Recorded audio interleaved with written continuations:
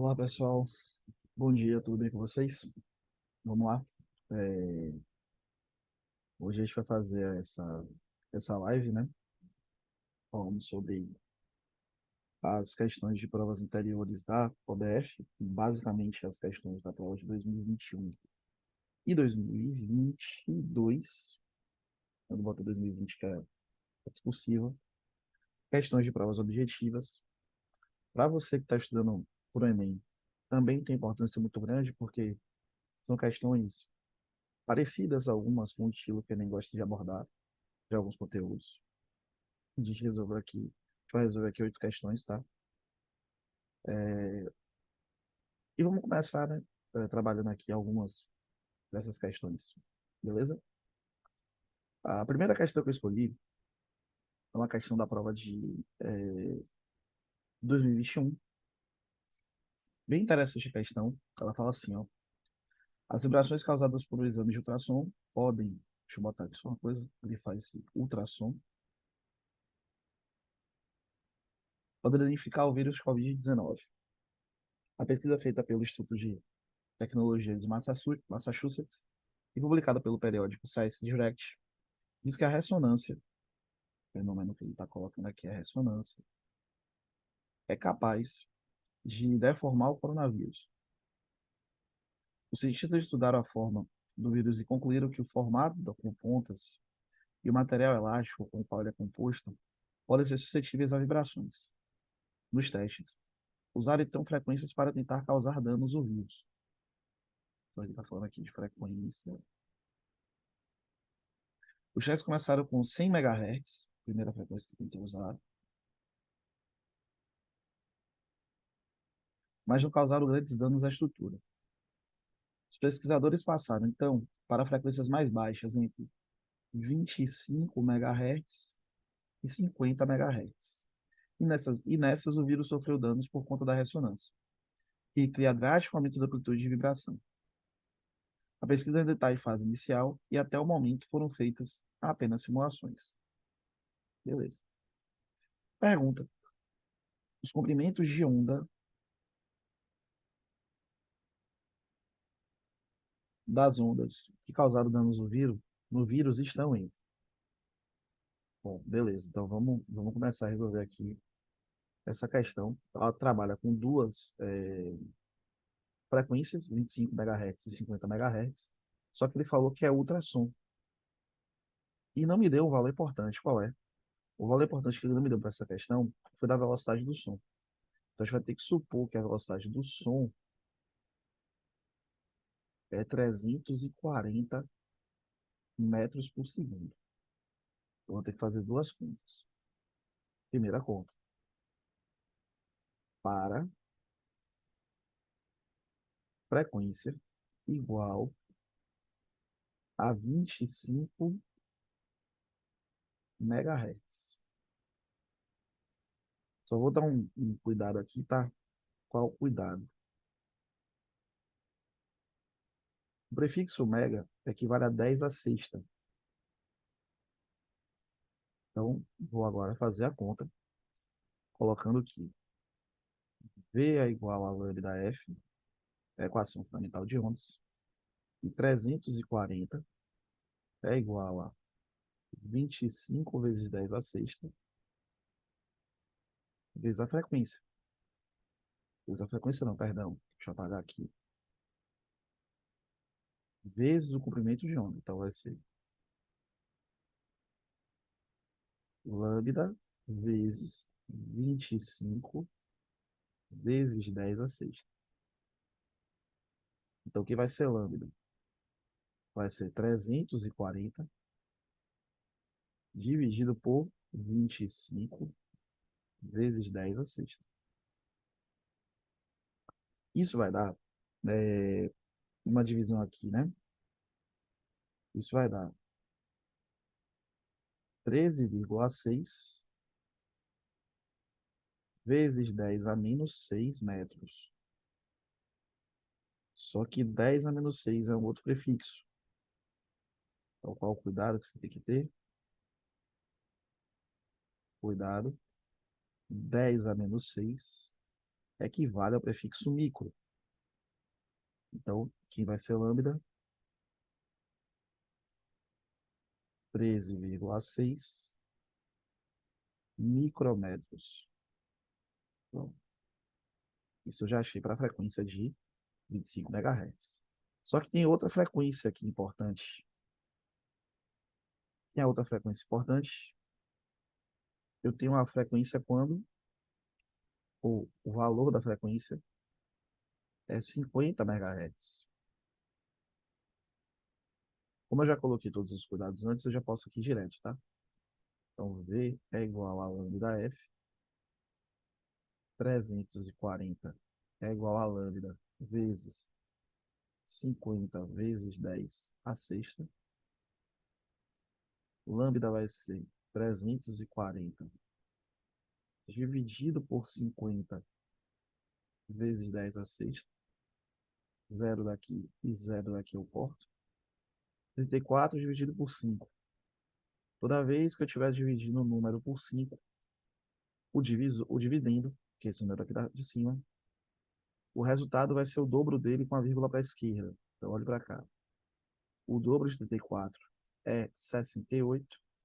34 dividido por 5, então é 6,8 vezes 10 elevado a menos 6.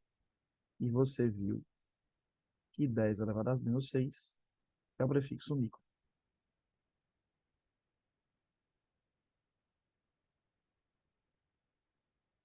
Resposta, letra A.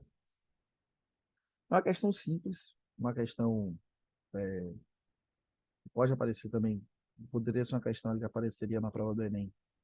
Bem interessante. A conta é uma conta que aparece muito lá em ondulatória, tá? Na matriz de referência do próprio Enem. É uma conta bem tranquila. Então, a primeira questão que a gente vai resolver aqui hoje foi uma questão que a gente acabou de resolver hoje. Uma questão bem tranquila mesmo, e bem fácil. Vamos fazer a segunda questão, né? Opa, também ondulatória. Essa daqui é uma questão mais teórica, mas uma questão que também pode aparecer, tanto aqui na OBF, né, como na prova do Enem, ou em outras provas de vestibular. Vamos lá. Cientistas descobriram que a velocidade do som,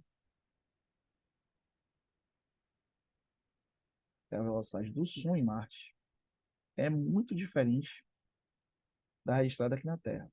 Opa, só um detalhe, tá? O som é uma onda mecânica e o som depende do meio para se propagar e este meio para se propagar aqui na Terra é oxigênio. Consequentemente, em Marte também deveria ou deverá ser oxigênio. Isso comprova, então, ou comprovaria, seria uma forma de comprovar, que em Marte teria oxigênio. Mas, vamos analisar aqui. A descoberta foi anunciada pelo cientista planetário Batistide, do Laboratório Nacional de Los Alamos, na 43ª Conferência Lunar e Planetária que ocorreu entre os dias 7 e 11 de março de 2022. Em frequências altas, acima de 240 Hz, é importante que ele deu o valor da frequência, 240 Hz. Os modos vibracionais ativados pela colisão de moléculas de dióxido de carbono, ele dá a referência, não é oxigênio, é dióxido de carbono, não tem tempo suficiente para relaxar ou retornar ao seu estado original, resultando em um som que viaja mais de 10 metros por segundo mais rápido que em frequências baixas. Peraí. Então, nessa frequência, o som é 10 metros por segundo mais rápido que frequências mais baixas.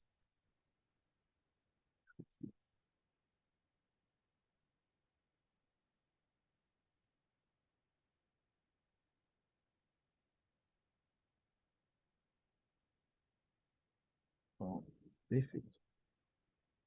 O comportamento diferente.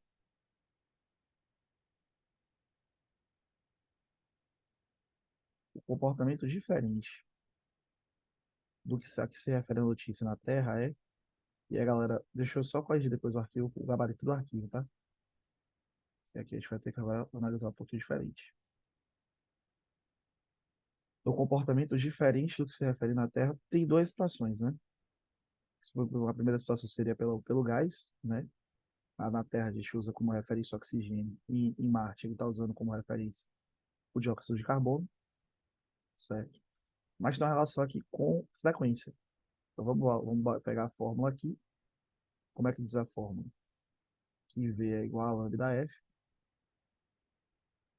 Eu posso dizer que lambda, então, é V sobre F. E aí a gente vai ter uma relação aqui de proporcionalidade. Que relação é essa? Quanto maior a frequência, menor vai ser o comprimento de onda. Logo, quando menor a frequência, maior vai ser o comprimento de onda. E ele está dizendo, então, que eu tenho, né, um som mais rápido quando a frequência é a partir de 240 Hz. Né? Então, a partir de ela vai vibrar com. Não tem tempo para retornar ao seu estado original, retornando um som que viaja com 10 metros por segundo mais rápido. Então tem relação com frequência. Então, a letra A já é falsa, porque se tem relação com frequência, tem relação com comprimento de onda, certo? Hum, Isso aqui é importante, está na letra C, que ele fala de potência. Por que ele falou de potência? Ele está jogando para essa fórmula aqui, ó. Intensidade sonora é a razão da potência pela área. É a fórmula de intensidade. Só que você vai ver o seguinte: intensidade sonora igual a potência é energia sobre tempo, sobre área. Hum. Bom, existe uma relação, sim, entre energia e frequência. Essa relação está aqui no energia é igual a H vezes a frequência. Constante de Planck vezes a frequência. E sim, aqui como a constante, como Planck, como H é uma constante, então a energia está ligada à frequência. Então o que acontece? Como é que eu vou voltar para a fórmula de intensidade? Intensidade é igual a HF sobre A vezes delta T. Só que, o que que eu tenho aqui? Se eu for mexer aqui com isso aqui, eu vou ter uma relação que é bem complexa. Por quê? Frequência nada mais é que o número de voltas pelo intervalo de tempo. Então, destrinchando isso dessa fórmula, eu teria que intensidade é a constante vezes o número de voltas sobre intervalo de tempo, dividido pela área, vezes intervalo de tempo. Eu teria aqui uma divisão de fração, né? E eu ficaria com isso aqui, né? Intensidade seria H vezes N vezes A vezes delta T sobre delta T. E aí eu teria a seguinte relação. A intensidade nada mais é que a constante de Planck vezes o número de oscilações vezes a área aplicada do som. Bom, de todos os gabaritos aqui, tá? A melhor resposta dessa questão é a letra C, de todos os gabaritos. Por quê? A amplitude não tem a ver com a frequência. A amplitude tem a ver com a outra relação, tá? Quanto mais frequência, menor é o comprimento de onda. Então, cairia aqui para falso, certo? É, não tem muito a ver com fontes deslocando para fontes deslocando para o sentido de propagação é efeito Doppler. E ele não fala de efeito Doppler aqui.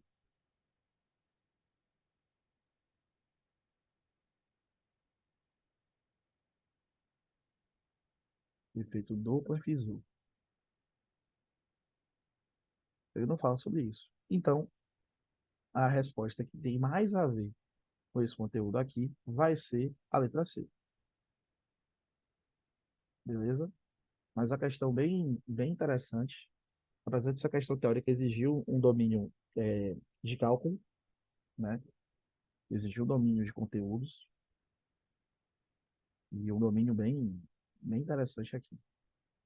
Valeu?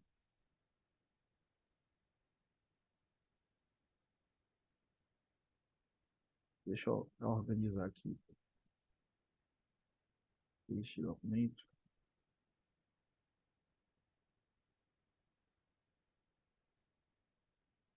Ah, isso é legal. A figura mostra sistematicamente uma estrutura construída com duas barras verticais, uma de ferro e outra de alumínio. Então, deixa eu marcar aqui. Então, eu tenho que analisar que eu tenho materiais diferentes. Uma é de ferro e outra é de alumínio. E sustentam a haste de madeira. Todas as peças têm comprimento de 2,4 metros. Então, eu já sei que L é 2,4 metros. A estrutura foi nivelada com a haste não horizontal em um dia quente de verão, quando a temperatura ambiente era de 40 graus Celsius. Então, temperatura ambiente, 40 graus Celsius.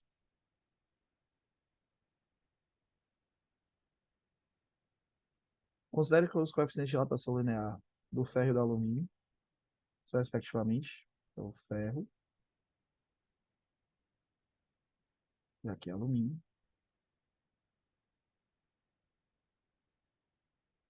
Quando a temperatura no inverno cai para 2 graus Celsius, eu quero você aqui, 2 graus Celsius, haverá o desnível entre as barras de ferro e de alumínio igual a. Então, deixa eu posicionar aqui, ficar mais à direita, porque a gente vai ter que fazer conta. Primeira conta,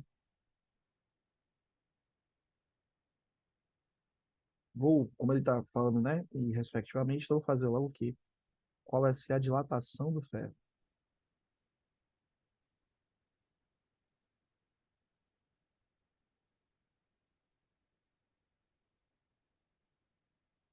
Bom, como é que eu vou fazer isso aqui? Delta L, LO, alfa, delta teta. Então, o que vai ser delta L? O comprimento inicial, que é 2,4 metros, o coeficiente de rotação do ferro, que é 1,1 vezes 10 a menos 5, vezes a variação de temperatura, que é a final, 2, menos a inicial, que é 40. Então, o que é delta L? 2,4 vezes 1,1 vezes 10 a menos 5 vezes 38. Só que é menos 38. Perdão. Bom, hum, qualquer conta aqui vai ser um pouquinho trabalhosa, então eu vou fazer logo aqui. 38 vezes 24. Eu sei que é 2,4, mas ele vai fazer assim, né? 32 vai 3. 12, 3, 15. 6, 7. 2, 11, 9. 91,2. Só vou pegar isso agora. 91,2. Multiplicar por 1,1. 219. 219. 2, 3, 10 vai 1. 10 de novo. Como eu tenho que dar duas casas. 100,32. Então, delta L é 100,32 vezes 10 a menos 5 metros. Ou ΔL vai ser 1,0032 vezes 10 a menos 3 metros. Posso dizer que a variação de comprimento aqui é de 1 milímetro. Menos 1 milímetro. Então, o que acontece? Ele perdeu aqui 1 milímetro, tá? Esse vai ser a barra de ferro perde 1 milímetro. Vou ter que agora analisar quem agora? Vou ter que analisar a barra de alumínio. ou dilatação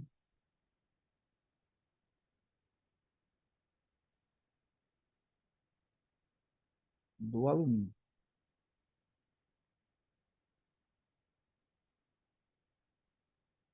O que eu vou ter que fazer?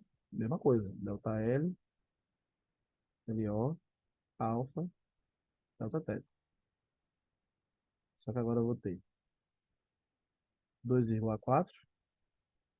O alfa do alumínio é 2,3 vezes 10 a menos 5. Quem é variação de temperatura já sabe que é a mesma, que é menos 38. A prova quis muito que vocês fizessem com algumas contas chatas. Então vamos lá. 24 vezes 23. 24 vezes 24 seria 576. 576 menos 24 vai dar 552. Mas vamos ver se eu estou certo aqui. Vou fazer essa conta aqui para provar para vocês. 12 vai 1, 6 1, 7, 8, 4, 5, 5, 2. Como eu estou aqui fazendo, né? Então eu tenho que fazer com essas duas casas 5,52. Então agora eu vou fazer 552 vezes 38. 16 vai 1, 40 com 41, 4, 44, ó,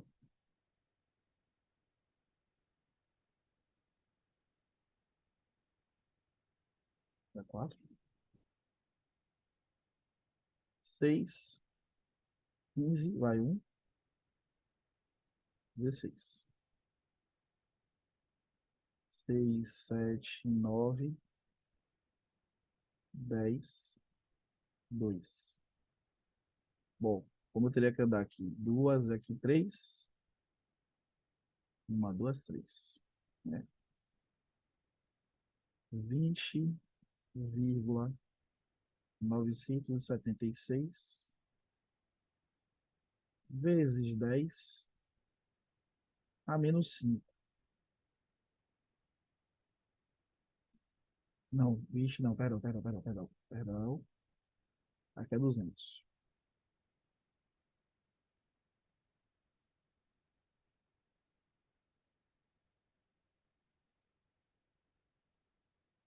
Então, é 200,976. Vai dar 201, né? Então, menos, né? Menos, menos. Deixa eu só corrigir aqui, turma. Pois é isso mesmo. Se fosse 40, vai dar com 200. É isso mesmo. Então, 201. Isso vai dar aproximadamente. Vai dar 1,19 ali, 1,2. Não cabe o gabarito.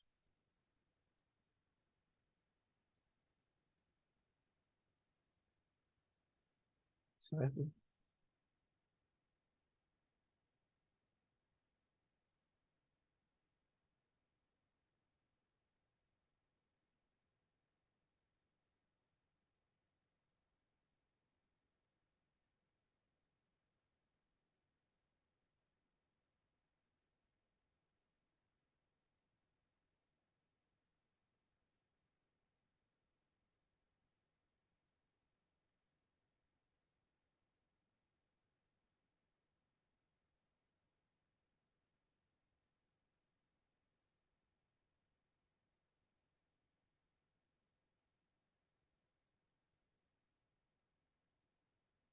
Beleza?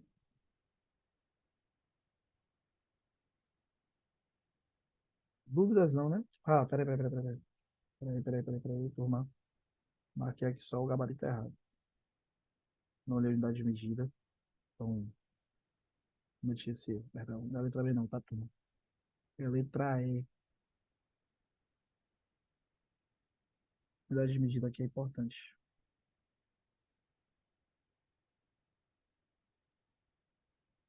Para compensar, né? Prioridade a menos 3 é clara prefixo MIG, tá? 10 a menos 3 equivale a mzinho sobre prefixo milho,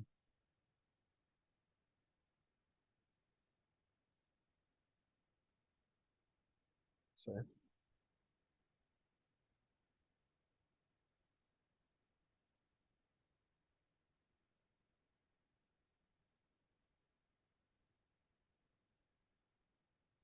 Dúvidas aqui não, né, galera? Tranquilo, né? Então,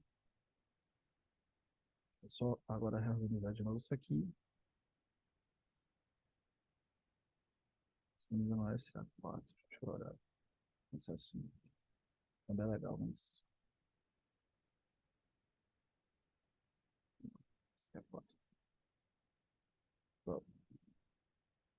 Ah, essa questão, ela tem um pequeno erro, né? Ela tem um pequeno erro aqui que eu vou falar com vocês. É a questão simples de termologia, mas ela está com um pequeno detalhezinho aqui. Quando eu faço com os dados que ele me dá, ela não dá o resultado exato. Quando eu corrijo esse dado, eu vou explicar qual dado que eu tenho que corrigir, vou marcar ele, vou explicar qual dado que eu tenho que corrigir, eu encontro o resultado aproximado que ele está pedindo na questão.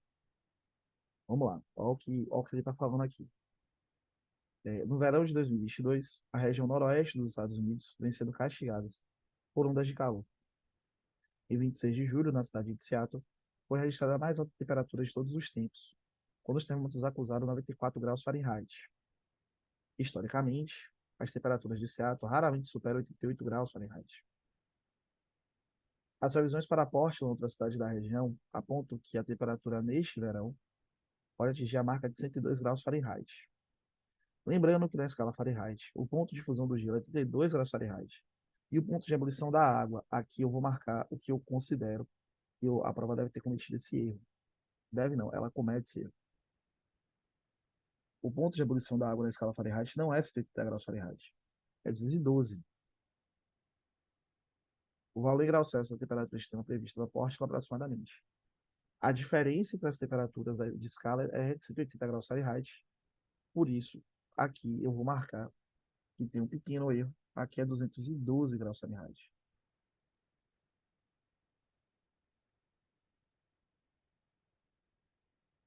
Bom, como é que eu vou fazer isso aqui?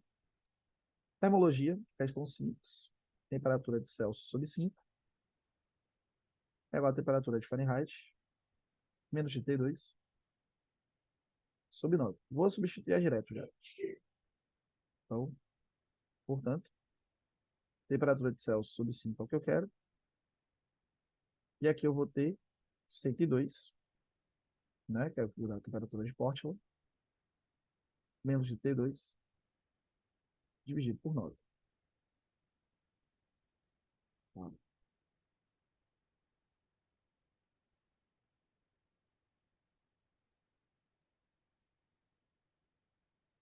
Isso vai implicar que eu vou ter temperatura de Celsius sobre 5 é igual a 70 sobre 9.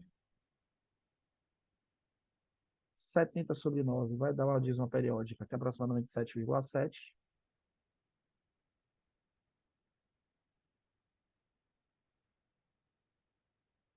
Você vai encontrar aqui que temperatura de Celsius é aproximadamente 38,8, 38,5 graus Celsius.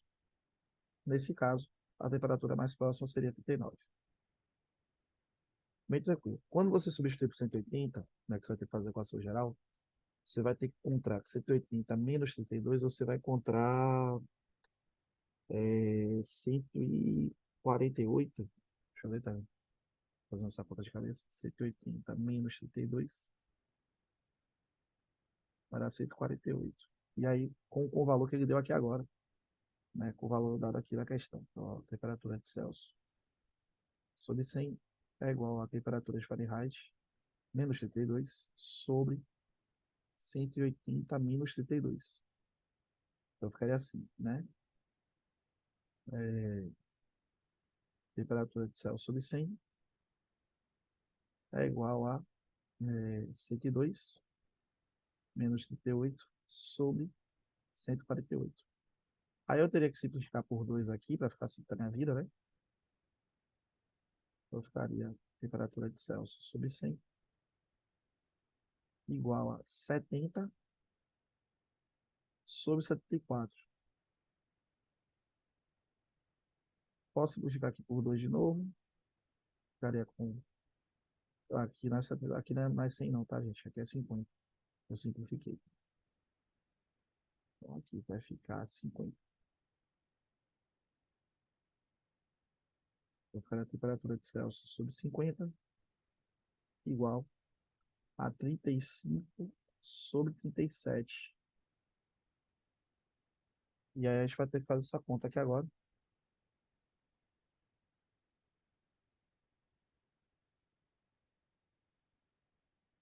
50, peraí, vezes 35.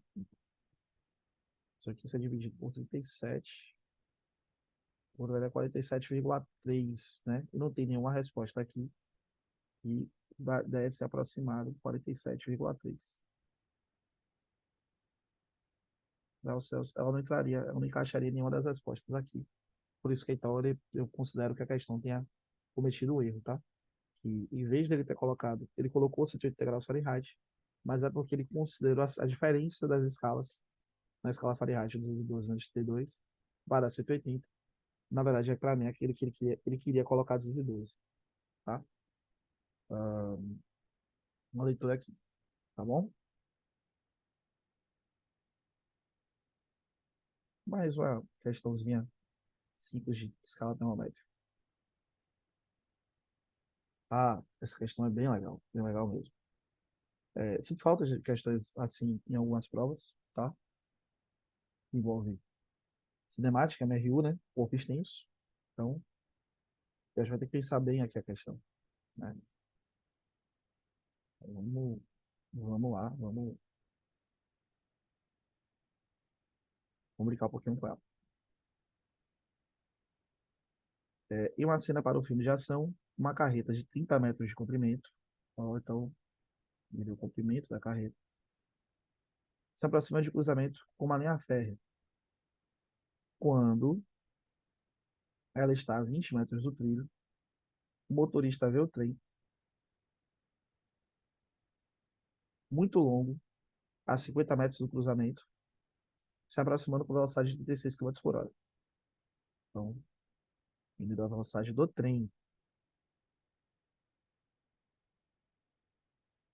Considere a velocidade do trem constante, que as duas vias são perpendiculares entre si e que o trem tem largura de 5 metros. Tá? Vamos considerar que a largura, então, do trilho seja de 5 metros. Beleza? Assim, exige que a carreta atravesse o cruzamento da frente do trem sem colidir com ele. Então, tem uma regra aqui, né? A carreta tem que atravessar o cruzamento do trem, o cruzamento da frente do trem, sem colidir com ele. Qual o menor valor de velocidade considerado em metros por segundo que a carreta deve ter. Então, bora lá. Eu já tenho a velocidade do trem, mas não tenho a velocidade da carreta. Então, bora lá, que a gente vai ter que é, descrever aqui a situação. Bom, primeira coisa, primeira coisa que eu vou ter que fazer, que a gente, né, viu ali metro, quilômetro por hora, eu vou converter de quilômetro por hora para metro por segundo. O que eu faço? Pego 36 e divido por 3,6. Multiplico por 10 em cima, multiplico por 10 embaixo. 360 dividido por 36. E eu já sei que isso aqui é 10 metros por segundo. Essa é a velocidade do trem. Então, a velocidade do trem em metros por segundo é igual a 10 metros por segundo. Certo? Hum, o trem é muito longo e o trem está a 50 metros do cruzamento. Isso aqui vai ser interessante, isso aqui vai ser importante, tá? É, a Sina exige que ele atravesse o cruzamento. Bom, como é que vai se atravessar o cruzamento? Então, para a carreta atravessar o cruzamento, né? Então, vamos analisar aqui.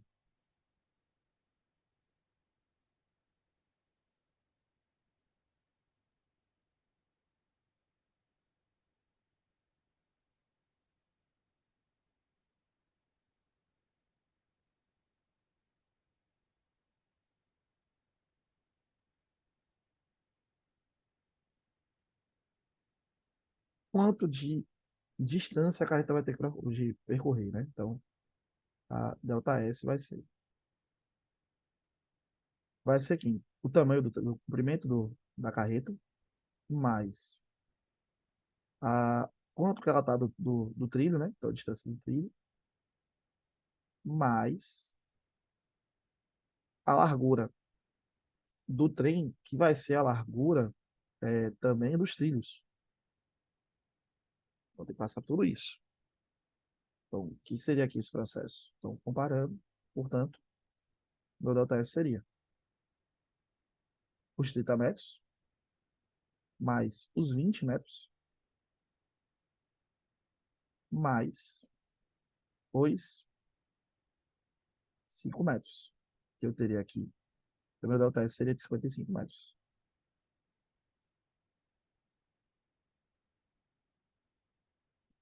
Então, essa carreta tem que percorrer de distância 55 metros. E a velocidade do trem é de 10 metros por segundo. Sendo que o trem está a 50 metros do cruzamento. Então, o que eu vou ter que fazer agora? Eu vou ter que encontrar o tempo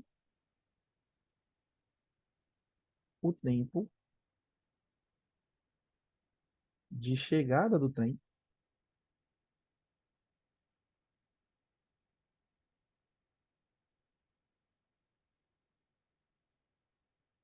ao cruzamento.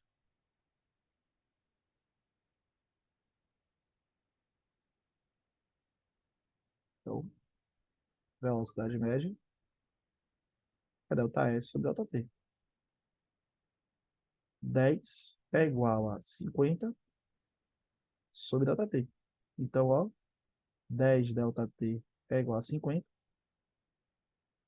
ΔT é 50 dividido por 10. Intervalo de tempo é de 5 segundos. Pronto. Encontrei o intervalo de tempo de 5 segundos. Agora, então, eu vou achar.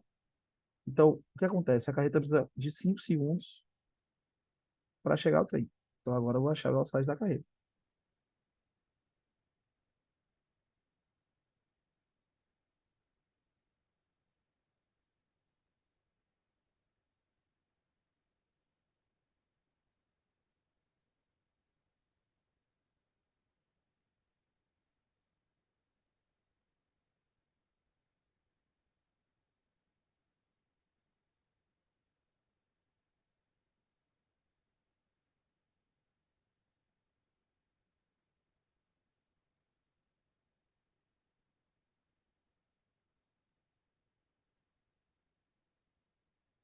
Chegar ao trem não, para atravessar o cruzamento, no caso.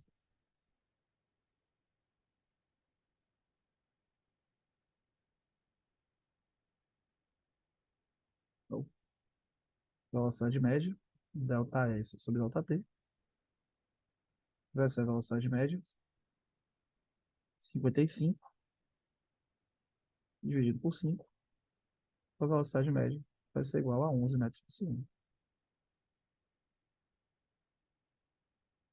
Tá bem.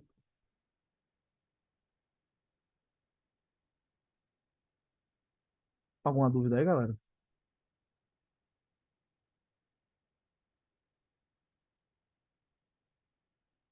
Qualquer coisa, deixa nos comentários, tá?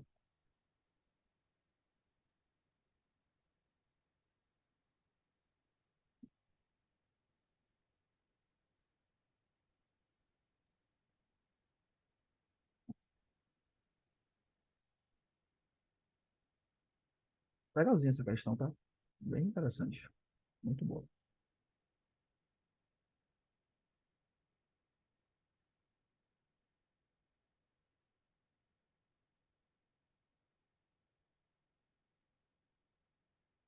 Vou organizar. Isso aqui vira a página 8.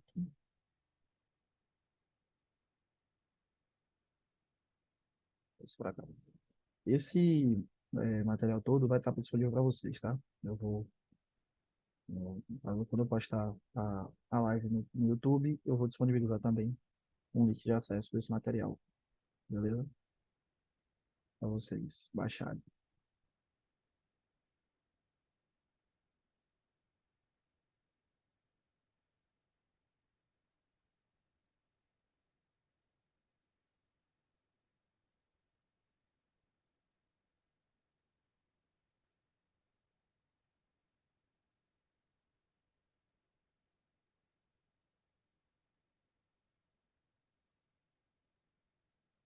Hum, essa questão é muito parecida com a questão que teve no Enem, uma questão antiga no Enem. Então, acho que vai ter que analisar aqui ela de algumas formas, parecida, mas não é igual, tá? O motorista planeja fazer uma viagem por estrada que está dividida em dois trechos. Primeiro trecho tem comprimento de 5 quilômetros. Para isso aqui, está muito grande, então vamos lá agora. Primeiro trecho, comprimento de 100 quilômetros. E a estrada é simples, com uma faixa em cada sentido e máxima velocidade permitida 80 quilômetros por hora. Legal. Segundo trecho, então, o segundo trecho vai ter um comprimento de 50 quilômetros. E a estrada tem três faixas e é permitida a velocidade de 120 quilômetros por hora. Pronto. Então, caso o motorista percorra cada trecho com velocidade escalar máxima, rapidez máxima, igual à máxima rapidez de cada trecho, a velocidade média, em quilômetros por hora de toda a viagem aproximadamente, ela colocou isso aproximadamente, mas eu não vou fazer de forma aproximada, eu já vou achar o resultado direto. Como ele falou na questão, eu tenho dois trechos, então eu vou ter que analisar cada trecho. Então, bora lá. Primeiro trecho.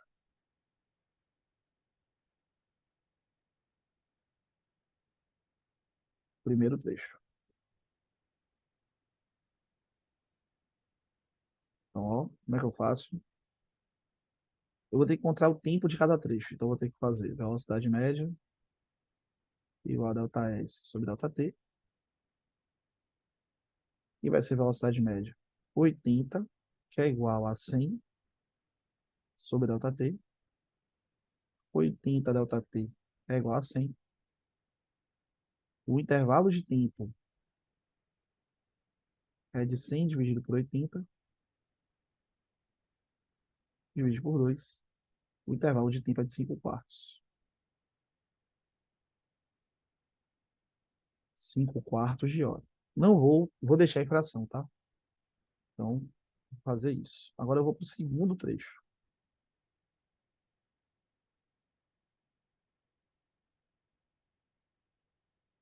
E vou fazer a mesma coisa, ó. Velocidade média igual a delta S sobre delta T. Vou agora colocar aqui 120 é igual a 50 sobre delta T. Então, 120 delta T é igual a 50. Delta T é 50 dividido por 120. O intervalo de tempo do trecho 2 é de 5 sobre 12 horas. Beleza. Uma coisa importante, né? O que eu posso dizer é que ah, a distância total percorrida vai ser os 100 quilômetros mais 50 quilômetros, ou seja, meu delta S total vai ser 150. Portanto, é 150 quilômetros de distância. Só que eu vou ter que encontrar meu tempo total. E quem é o tempo total? É o tempo do primeiro trecho mais o tempo do segundo trecho.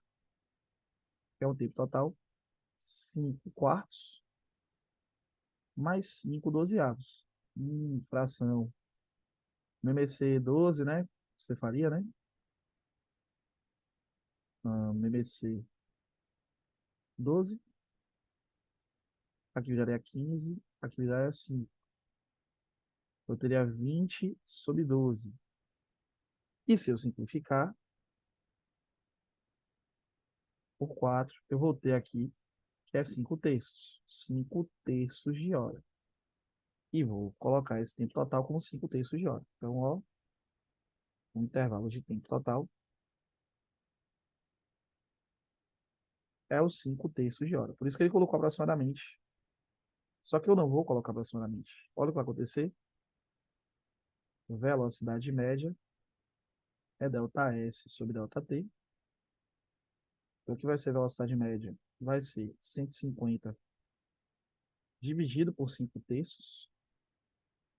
Então, velocidade média vai ser 150 vezes 3 quintos. 150 dividido por 5 vai dar 30. E 30 vezes 3 é exatamente 90 quilômetros por hora.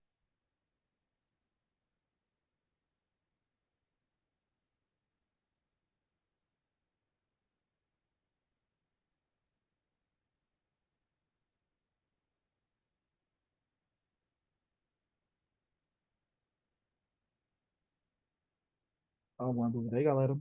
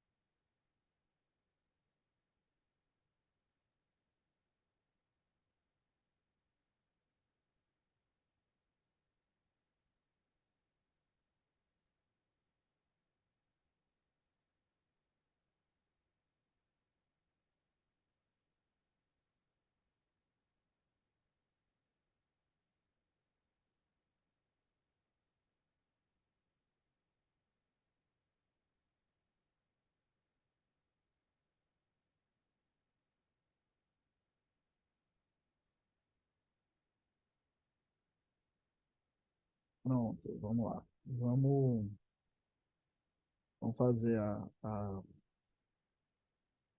questão 7. Certo. Bom, o risco de caminhões perderem os freios em descidas de serras é apreciável. Por isso, em muitas delas estão sendo construídas áreas de escape. Até o ano de 2020, a área de escape da BR-376 já evitou dezenas de acidentes. A foto ao lado mostra um caminhão carregado de 11 toneladas de carga, utilizando a área de escape.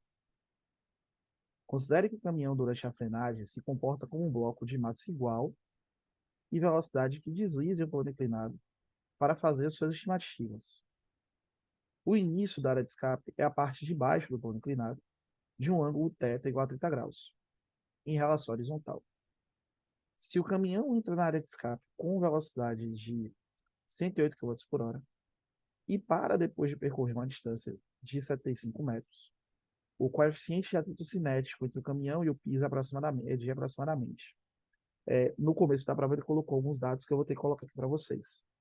Qual é o dado que ele colocou, né? Ele coloca o dado aqui seno de 30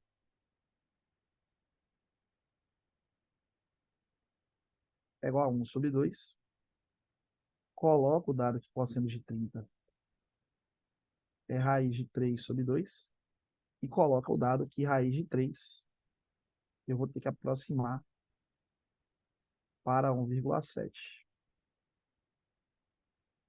Ele está dizendo o seguinte, ó, você tem esse plano inclinado aqui,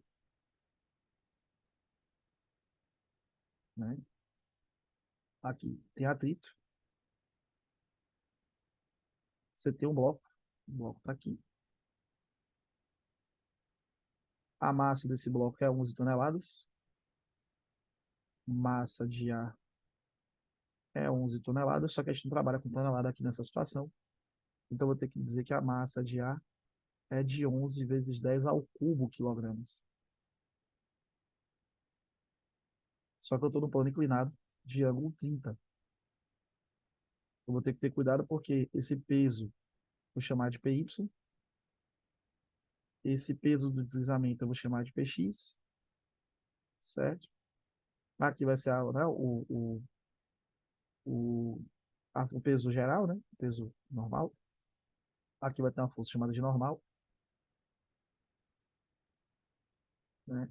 E a gente sabe que no plano inclinado normal equivale a Py. A gente sabe que normal equivale a massa, gravidade e cossino de 30. Então, o que vai ser normal? 11.000, ou 11 vezes 10 ao cubo, vezes 10, vezes raiz de 3 sobre 2. Então, eu vou ter que é normal, é 5,5 raiz de 3 vezes 10 a quarta newtons. Claro que para evitar o deslizamento, eu vou ter uma força chamada de Fat, que é a força de atrito. Por isso que ele pede, né, o processo. Ele vai pedir aqui que qual processo ele está pedindo, tá vendo? Ele está pedindo que Px menos Fat seja igual à força resultante. Quem é Px? É massa, gravidade e seno. É igual a menos μ vezes 5,5 raiz de 3 vezes 10 a quarta. É igual a 11 vezes 10 ao cubo vezes a aceleração. Só que essa aceleração eu vou encontrar de outra forma. Ó, como é que eu vou encontrar essa aceleração? Eu vou encontrar por aí. Ó. Como é que eu vou encontrar essa aceleração? Eu vou encontrar por v ao quadrado.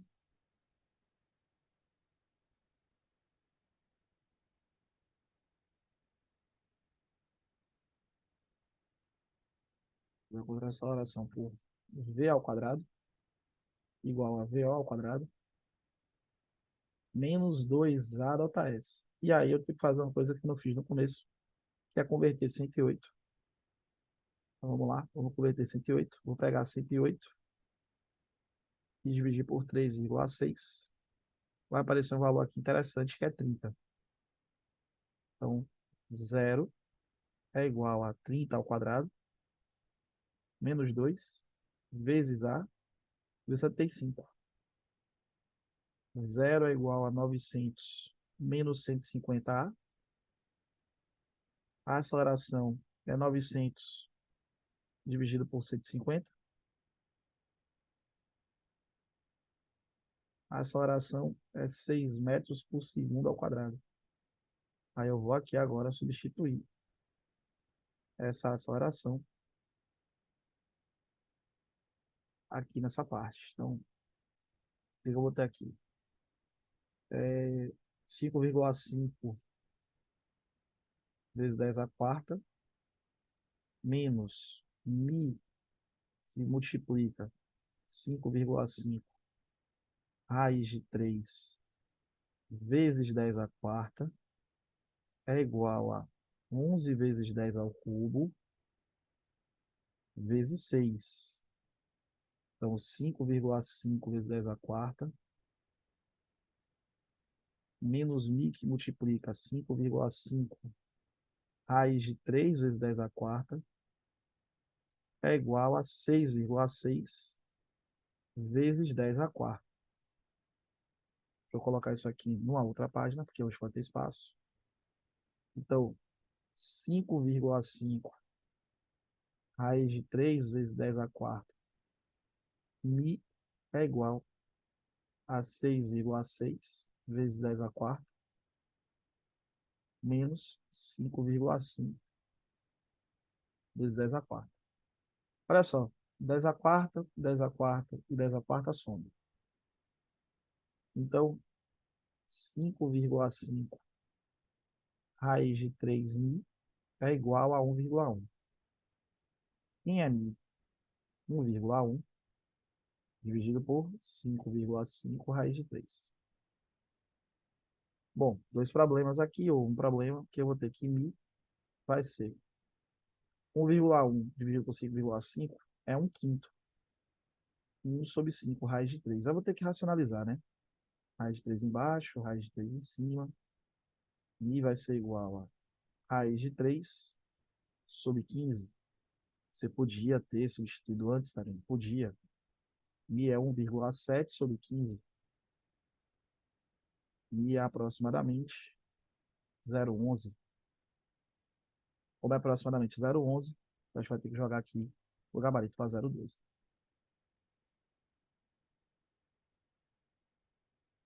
Os cálculos estão bem, assim, não é bem nível olímpico, mas um nível mais detalhado. Estou falando isso para quem está vindo aqui ver essa live, porque quer estudar para Enem ou quer ver alguma coisa de física relativa ao Enem e percebeu que as questões têm um mesmo trato, né? Em texto e tal. Claro, uma prova de Olimpíada de ensino médio, então é uma prova que tem um contexto matemático diferenciado. Mas não é uma questão extremamente difícil, só que exigiu aqui nessa questão uma matematização maior, beleza? E, para terminar, né, outra questão bem parecida também, com a mesma estrutura, na verdade, de resolução. Ela só é um pouco mais complexa no sentido da matemática dela, também, de novo, essa matematização mais chata, tá? A nossa última questão dessa live de hoje, ele fala o seguinte: no dia 23 de março de 2021, o mega navio cargueiro Even Given encalhou no canal de Suez. Suas dimensões são colossais: 399,94 metros de comprimento, 58,8 metros de largura e 14,5 metros de altura, com peso bruto de, e aí eu vou precisar desse peso bruto, que na verdade esse termo peso bruto está errado, a massa total seria o seguinte, eu vou precisar dessa massa total aqui. Então, massa total, 220.940 toneladas, somado com 199.692 toneladas. Deixa eu só reposicionar isso aqui, ficou feio.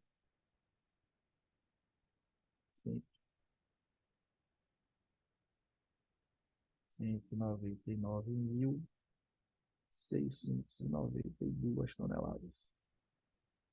2, 13, 15, 16, 10, vai 1, 12. Então a massa total em toneladas é 420.632. Vou colocar essa massa total logo em quilos, que é 420 mil. Deixa eu apagar aqui. 420.632 vezes 10 ao cubo quilos. E poderia escrever assim, né? Que a massa total será aproximadamente, já que ele está falando aproximadamente lá no final, 421 vezes 10 a sexta quilogramas. Você vai entender porque eu vou precisar de 10 a sexta quilogramas daqui a pouco, tá? Então, coloquei essa massa desse jeito aqui para poder a gente poder escrever a questão. Ah, no âmbito náutico, o porte DWT ou DWT é a soma de todos os pesos variáveis, então somei isso aqui. É constituído pelo somatório dos pesos do combustível, água, mantimentos, tripulantes, passageiros, bagagens e carga embarcados. Frear um navio desse porte também é bastante complexo. Navios desse porte alto mar, viajando com velocidade máxima, percorrem aproximadamente 3 quilômetros para atingirem o repouso, desde o momento em que o giro do motor é invertido. A força resultante necessária para, em alto mar, levar o navio como eixo, com carga total, de velocidade máxima de 42,2 km por hora. Aí eu vou ter que fazer aquela coisa básica, que é converter de quilômetro por hora para metro por segundo, ou seja, 42,2 dividido por 3,6, 422 dividido por 36. Isso vai dar um valor nada, né, nada agradável. Bora lá. 422 dividido por 36. 11,72. A velocidade vai ser de aproximadamente 11,7 metros por segundo. Deixa eu já fazer a conta aqui e elevar isso aqui ao quadrado que eu vou precisar.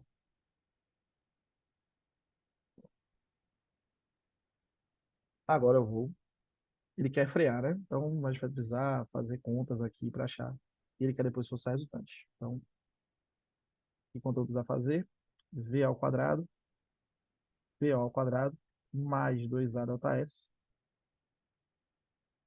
Ele quer frear até que pare, então zero é igual a 11,7 ao quadrado, menos, porque ele quer que eu freie, 2, a aceleração que eu quero, e 3 quilômetros são 3.000 metros. Então, zero é igual a... deixa eu pegar aqui, deixa eu fazer uma... Vou ter que pegar uma pesquinha aqui, tá, turma? O valor não é nada agradável. 137,4 menos 6.000 A. Então, a aceleração com 6.000 A é igual a 137,4. Deixa eu fazer essa conta aqui, né? Fazer essa conta aqui. Dividir isso por 6.000. 0,022. A aceleração vai ser 0,023 metros por segundo ao quadrado. Pronto. O que eu sei? Que força resultante é massa vezes aceleração. O que vai ser força resultante? A massa que a gente encontrou, que é 421 vezes 10 a sexta, multiplicado por, se eu posso botar em outra científica, eu colocaria 2,3 vezes 10 a menos 2. Então, ficaria 421 aqui, né? Multiplicado por 2,3. Eu teria 968,3 vezes 10 a quarta. Força resultante seria 9,683 vezes 10 a sexta. Que daria aqui 9,6. Era 40. A gente vai fazer algumas aproximações aqui que são absurdas. Sim, você vai perceber que não é uma questão absurdamente difícil, mas é uma questão com os trabalhos e tal. É uma coisa que o Enem pega no pé e que aqui a prova também está passando a pegar no pé de vocês. Conversão de unidades, tá? E aqui, diferente da outra prova, os valores não são tão legais, os valores são bem baixos, bem, para você trabalhar bem com aproximação mesmo. Mas, para uma revisão, para a prova de amanhã, que começa a partir de amanhã, é uma revisão legal, beleza? Hoje eu recomendo que depois que você assistir essa live, vai descansar. Não recomendo que você continue estudando, não. Vocês já têm um domínio de conteúdo muito importante. Por favor, só peço aqui que você deixe um like se gostou da aula. Se não gostou, também deixa um dislike. E comenta alguma coisa que achou importante. Comenta alguma resolução que você faria diferente. Comenta alguma coisa interessante aqui nesse vídeo, lá no, lá no YouTube, tá bom? E vejo vocês logo depois do dia 26, parte do dia de 28, 29, para fazer o comentário da prova, tá? Com vocês. Beleza? Valeu. Obrigado a atenção de todos aí. Obrigado pela participação de vocês. E até a próxima. Tchau, pessoal.